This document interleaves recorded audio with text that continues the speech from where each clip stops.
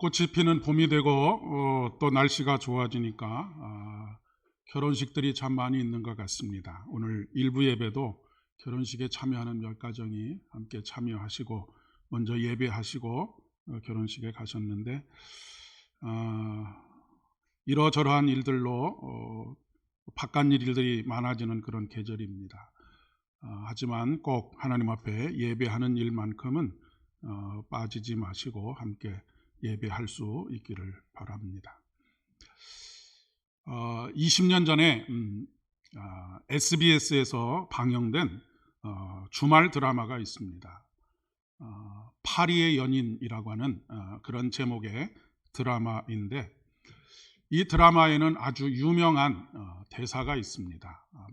여러 유명한 대사들이 있지만 그 중에서도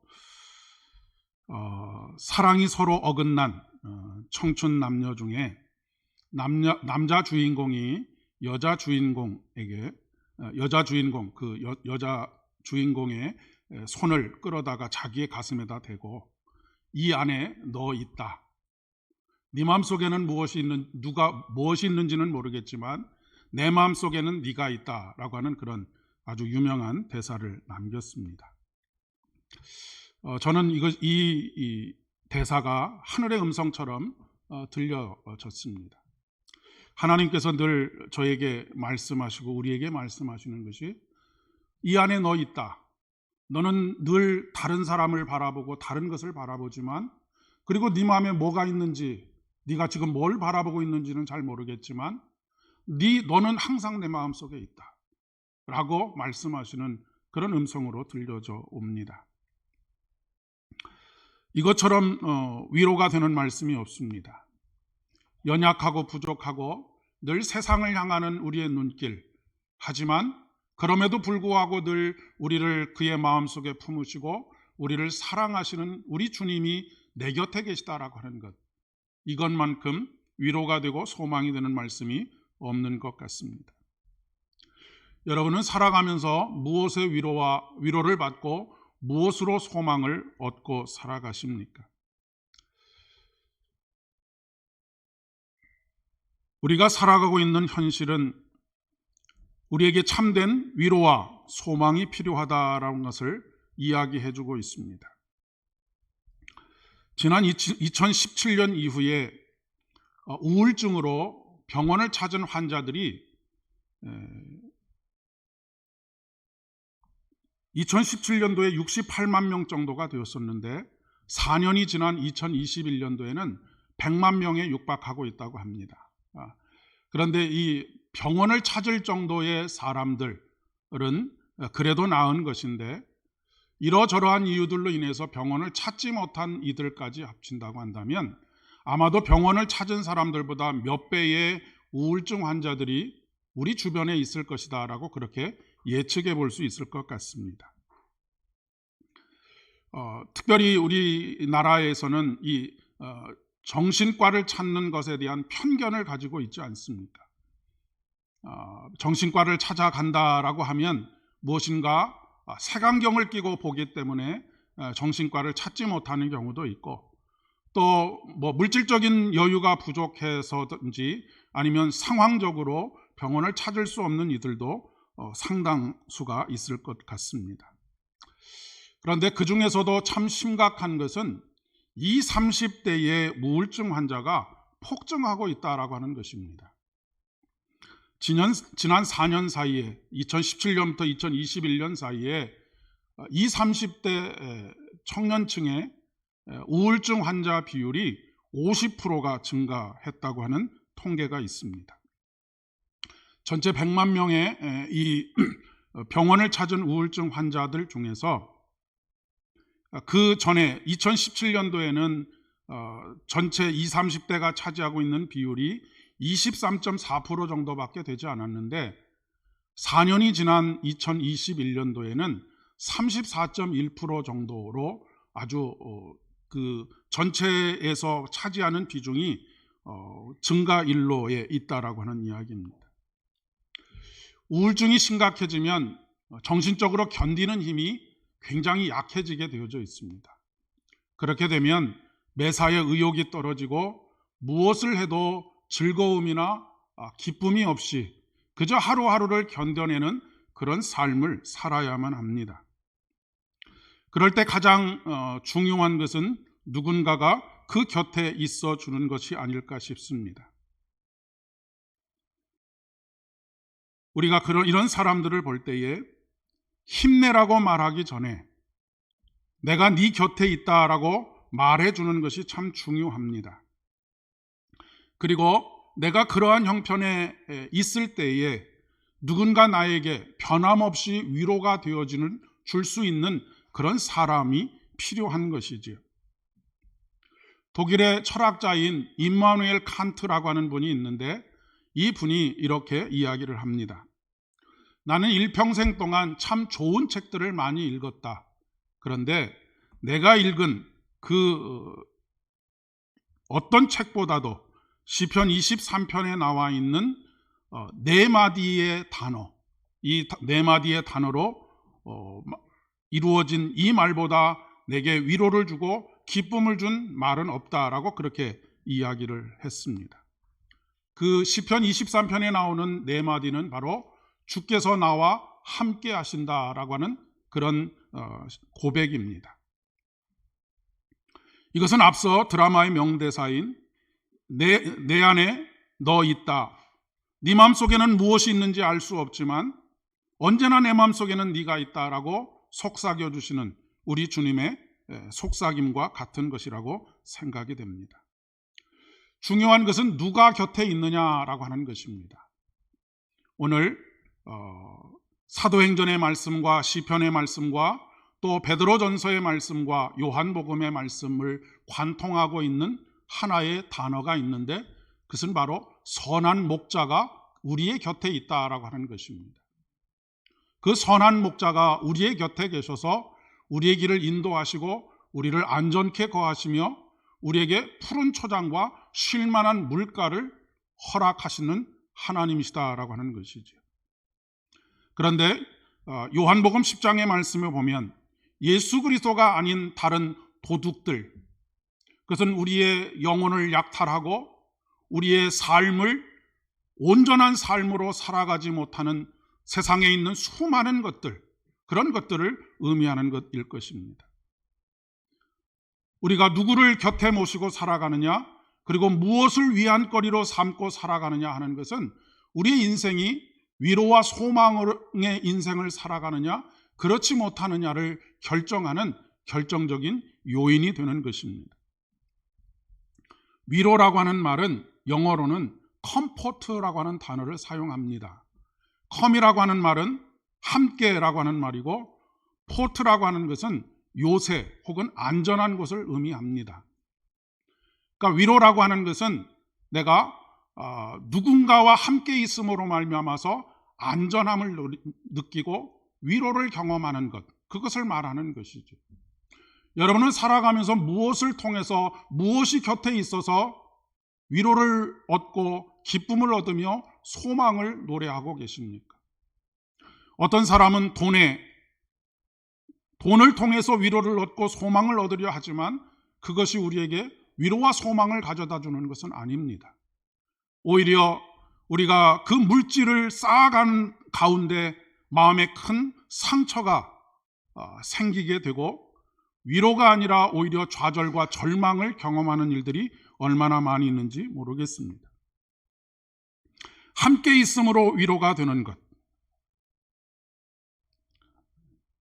지극히 높은 곳에서는 하나님께 영광이요 땅에서는 기뻐하심을 입은 사람들의 평화로다. 바로 이 땅에 오신 임마누엘 되신 우리 주님, 그 주님이 우리 곁에 계실 때, 그 주님이 우리 곁에 계심을 확신할 때 우리는 어떤 상황 속에서도 위로와 소망을 얻고 누릴 수 있다라고 하는 것을 말씀하고 있습니다. 사회학적으로 보면 20, 30대 청년들의 우울증이 폭증하는 이유가 있습니다. 그것은 아주 어렸을 때부터 무한 경쟁에 내몰리는 가운데 그렇게 모든 것을 다 차단하고 오직 경쟁에만 몰두했는데도 불구하고 결혼을 하는 일도 취업을 하는 일도 그리고 집을 사는 일도 내 마음대로 내 계획대로 할 수 있는 일이 아무것도 없다라고 하는 것으로 인한 좌절감과 절망감 때문일 것입니다. 그러나 이것이 사회학적인 원인이라고 한다면 저는 그보다 더 중요한 영적인 원인이 있다라고 그렇게 생각합니다. 그것은 바로 청년 세대가 하나님을 떠난 것이라고 하는 것입니다. 지금 한국 사회 속에서 청년 세대의 복음화율은 미전도 종족 수준입니다. 수많은 청년들이 교회를 떠나고 하나님의 곁을 떠난 상황 속에 있습니다. 그런 상황 속에서 그들이 무엇을 의지하고 무엇의 위로를 받으며 무엇으로 인하여서 소망을 얻을 수 있겠습니까? 결코 위로와 소망을 얻지 못하는 이유가 사회적인 요인뿐만이 아니라 절대적으로 온전한 위로가 되시고 참 위로가 되시며 참 소망이 되시는 예수 그리스도를 잃어버렸기 때문이라고 하는 것이지요. 모두가 가슴에 커다란 구멍을 하나 정도 가지고 사는 그런 삶을 삽니다. 그리고 그 구멍은 우리 주님의 임재, 임마누엘 되신 우리 주님의 임재와 현존이 없이는 채워지지 않기 때문에 그 마음에 위로도 얻지 못하고 소망도 얻지 못하고 좌절과 절망 속에 살아간다라고 하는 그런 의미입니다. 우리의 청소년들도 마찬가지라고 생각합니다. 우리의 청소년들의 자살률이 세계 최고 아닙니까? 여러분은 그 이유가 무엇이라고 생각하십니까? 앞서서 말씀드렸던 것과 동일한 원인이 있는 것이죠. 시험이나 학원 때문에 예배에 참석하고 말씀을 배우고 서로 교제하며 식탁의 교제를 나누고 떡을 떼는 일을 멀리하게 됨으로 말미암아서 찾아오게 되는, 필연적으로 찾아올 수밖에 없는 좌절과 절망이 아이들에게 있다라고 하는 것을 이야기해주고 있습니다. 예전에는 예수를 제대로 믿든 믿지 않든 교회가 가득 청소년들로 가득했고 그 안에서 이 나라를 책임질 인물들이 배출이 되었는데 그것은 바로 그의 곁에 그들의 능력이 축출했기 때문이 아니라 그들의 곁에 임마누엘 되신 우리 주님께서 함께 하셨기 때문인 것이지요. 그렇기 때문에 우리가 지금 바로 이 시간 결단해야 하지 않는가 싶습니다. 진정한 위로와 소망 가운데 우리의 삶이 기쁨으로 충만한 삶을 살아가기 위해서 정말로 우리가 누구를 곁에 모시고 살아가야 하는지 그것을 결단해야 하는 그런 시점이 아닐까 싶습니다. 베드로전서 2장 24절 이하의 말씀에 보면 그가 채찍에 맞음으로 너희는 나음을 입었나니 너희가 전에는 양과 같이 길을 잃었더니 이제는 너희 영혼의 목자와 감독 되신 이에게 돌아왔느니라 라고 이야기하고 있습니다. 우리가 나음을 얻은 이유는, 회복하게 된 이유는 채찍에 맞음으로입니다. 그가 채찍에 맞음으로, 바로 우리 주님께서 우리를 위해서 대신 채찍을 맞고 또한 십자가를 짊어지심으로 우리가 나음을 얻고 회복을 얻고 위로를 얻으며 소망을 얻게 되었다라고 하는 것입니다. 근데 전에는 길을 잃은 양들처럼 그렇게 우리가 살아왔지만 이제 선한 목자 되시는 예수 그리스도를 만남으로 인하여서 다시 위로와 소망의 삶을 살게 됨을 말하고 있는 것이죠. 본래 교회는 위로와 소망을 함께 누리는 공동체였었습니다. 오늘 사도행전 2장에 기록되어져 있는 초대 교회의 모습이 그런 모습입니다. 여러분이 잘 아시는 것처럼 초대 교회는 냉혹한 현실 앞에 놓여져 있었습니다. 예루살렘에 살아가는 사람들의 거의 절대 다수는 절대 빈곤에 시달리고 있었습니다. 그런 상황에서 예수를 믿는다라고 하는 이유로 일터에서 쫓겨나고 아예 일터에서 일을 할 수 있는 기회들조차를 박탈당할 수밖에 없는 그런 상황 속에 있었던 것이지. 게다가 복음을 가장 능동적으로 받아들인 사람들은 이 땅에서 위로를 받을 수 없고 소망을 찾을 수 없는 사람들이 거의 대부분이었습니다. 그 사람들은 노예들이었고 그 사람들은 여자들과 과부들이었습니다.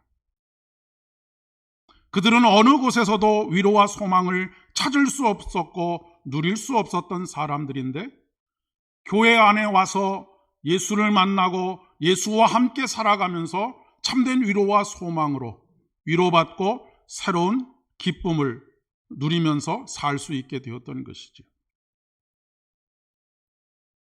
그들은 교회를 통해서 사도의 가르침을 받았고 서로 교제하고 떡을 떼고 기도하기를 힘썼습니다. 이것이 바로 복음의 온전함입니다. 사도의 가르침을 받고 서로 교제하고 떡을 떼고 기도하기를 힘쓰는 것.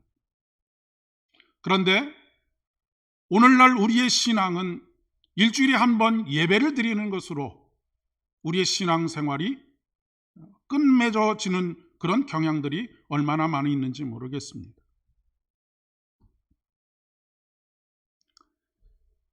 임마누엘 되신 하나님을 경험하는 복된 자리, 하나님의 나라가 임하는 바로 이 자리, 그것이 우리 교회가 되어지기를 간절히 소망합니다. 성령이 충만하다라고 하는 것은 오늘 말씀에도 기사와 표적이 많이 나타나서 사람들이 놀라기도 하고 또 두려워하기도 했다라고 하지만 성령의 충만함이라고 하는 것은 이런 신비로운 경험, 이런 경험에 국한되어 있는 것이 아닙니다.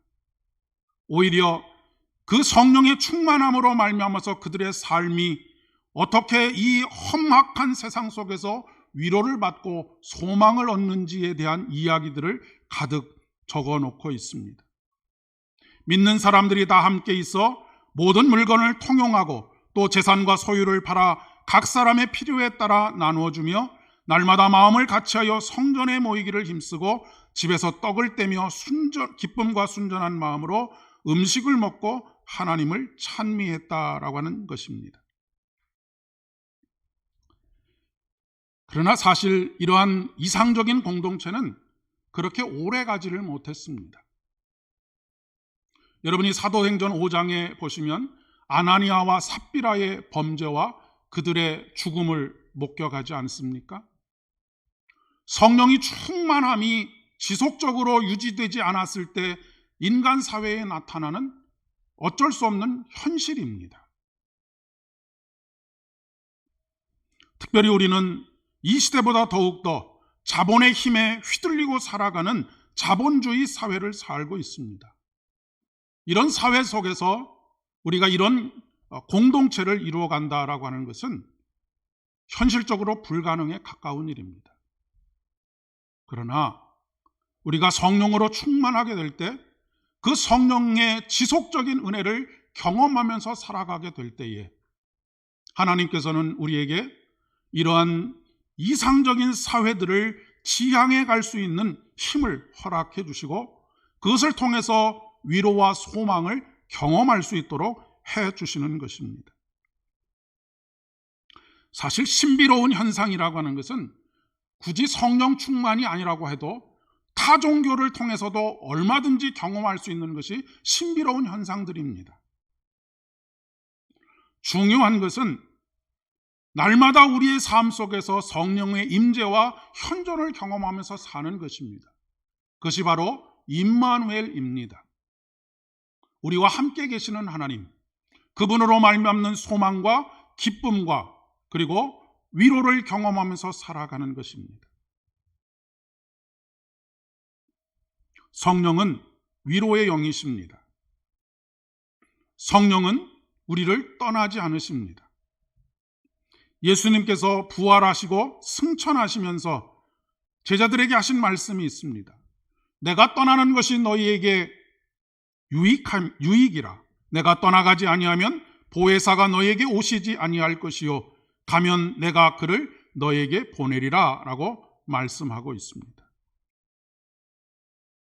2000년 전 이스라엘의 가장 변방에 속해 있는 갈릴리에서 거니셨던 그 예수 그리스도께서 오늘 우리 시대에 어느 곳에든지 장소에 구애받지 않고 또한 형편에 구애받지 않고 성령으로 우리와 함께 하신다라고 하는 말씀입니다. 성령의 충만함이라고 하는 것은 지속적인 성령의 임재를 의미하는 것이기도 합니다.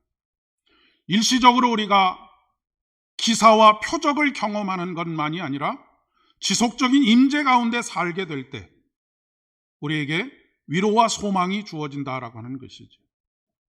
오늘 시편 23편의 말씀에 보면 주께서 내 원수의 목전에서 내게 상을 차려주시고 라고 노래하고 있습니다.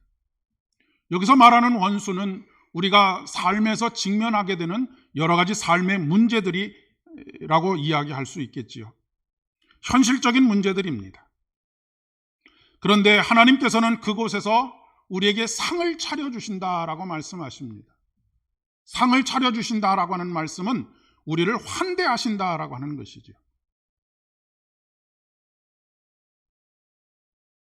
여러분, 누구에게서 위로와 평안을 얻을 수 있습니까? 나를 환대해주는 사람입니다. 근데 예수님께서는 우리의 삶의 냉혹한 현실 앞에서 우리의 삶의 냉혹한 현실에도 불구하고 우리를 환대하시는 분이시라는 말씀입니다. 여러분, 거의 대부분 우리가 살아가고 있는 이 세상 속에서는 우리가 잘 나갈 때는 환대받습니다. 그러나 우리가 힘들고 어려운 상황 속에 있으면 그 어느 누구도 우리를 돌아보지 않는 것이 우리의 삶의 현실입니다. 그런데 우리 주님께서는 우리가 사망의 음침한 골짜기를 지날 때뿐만 아니라 현실적인 문제 앞에서도 언제나 우리를 환대하시는 하나님이십니다. 그리고 시인은 삶에서 경험된 하나님의 환대로 인하여서 날마다 그런 환대 속에 살아가기를 원하여 내가 영원히 내 평생 동안 주를 떠나지 않고 살겠습니다라고 하는 믿음의 결단을 하고 있는 것을 보게 됩니다. 사랑하는 여러분, 우리의 처지와 형편이 어렵다고 해서 우리에게 위로와 소망이 없어지는 것이 아닙니다. 우리의 처지와 형편이 현실적으로 어려움 가운데 있다고 해서 교제와 나눔의 풍성함이 불가능한 것 또한 아닙니다. 우리 하나님께서는 그런 상황 속에서 오히려 우리에게 상을 베풀어 주십니다.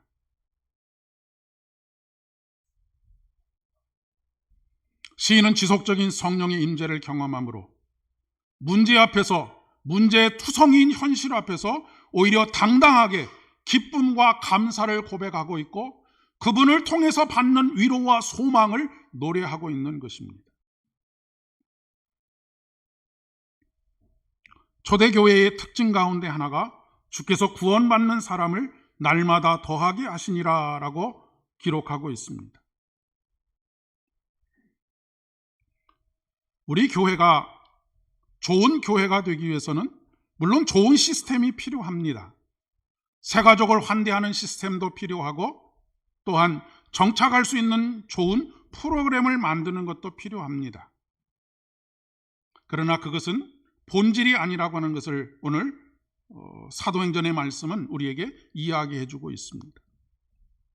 초대교회가 그런 시스템을 갖추었기 때문에 하나님께서 날마다 구원받는 사람의 숫자를 더하신 것이 아니었기 때문입니다. 초대교회 공동체는 바로 성령 충만의 공동체였었습니다. 그것은 곧 임마누엘 되신 우리 주님을 날마다 그분의 임재를 경험하면서 살아가는 삶의 공동체였다라고 하는 것입니다. 요한복음 10장 10절의 말씀에 보니까 내가 온 것은 양으로 생명을 얻게 하고 더 풍성히 얻게 하려 함이니라 라고 말씀하고 계십니다. 우리 교회가 생명을 얻고 더 풍성히 얻게 되는 믿음의 터전이 되기를 소망합니다. 그러기 위해서는 우리가 날마다 우리 곁에 다른 어떤 것이 아니라 선한 목자가 되시는 우리 주님과 함께 동행하는 삶이 되어야 한다라고 하는 것입니다. 여러분, 슬픔은 함께하면 반이 되고 기쁨은 함께하면 배가 된다는 말이 있습니다. 우리 공동체를 통해서 하나님께서 위로하시고 그 위로를 받음으로 말미암아 소망과 기쁨으로 충만한 우리들을 통하여서, 우리 공동체를 통하여서 우리의 슬픔은 절반이 되고 우리의 기쁨은 배가 되게 되는 그런 은혜가 있기를 소망합니다. 그러하기 위해서 다시 성령 충만을 사모하고 성령 충만을 회복하며 날마다 마음을 같이하여 성전에 모이기를 힘쓰고 떡을 떼고 사도들의 가르침을 받고 또한 함께 기도하기를 힘쓰는, 하나님께서 우리의 현실 앞에 베풀어 놓으신 그 잔치상에 함께 참여하는 그런 은혜가 더욱더 충만하게 임하기를 진심으로 축복합니다. 기도하겠습니다. 은혜가 풍성하신 주님, 오늘도 우리와 함께 하시는 임마누엘의 하나님을 찬양합니다. 우리의 삶의 모든 자리에서 함께 동행하시는 선한 목자 되신 우리 주님을 찬양합니다. 아버지 하나님, 다른 것을 바라보지 않게 하시고 다른 것을 품지 않게 하시고 다른 것을 따르지 않게 하시며 오직 선한 목자 되신 우리 주님을 따르는 일주일의 삶이 되어질 수 있도록 은총을 더하여 주시옵소서.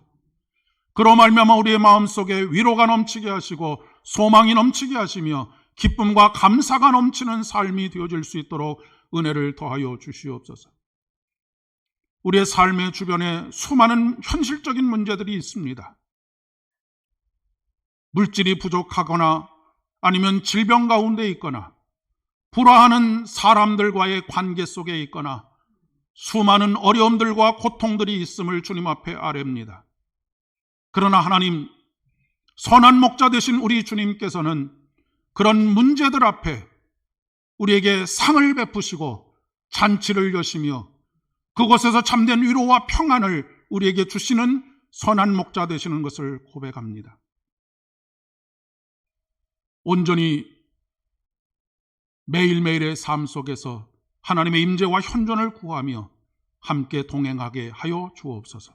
예수님의 이름으로 기도드립니다. 아멘.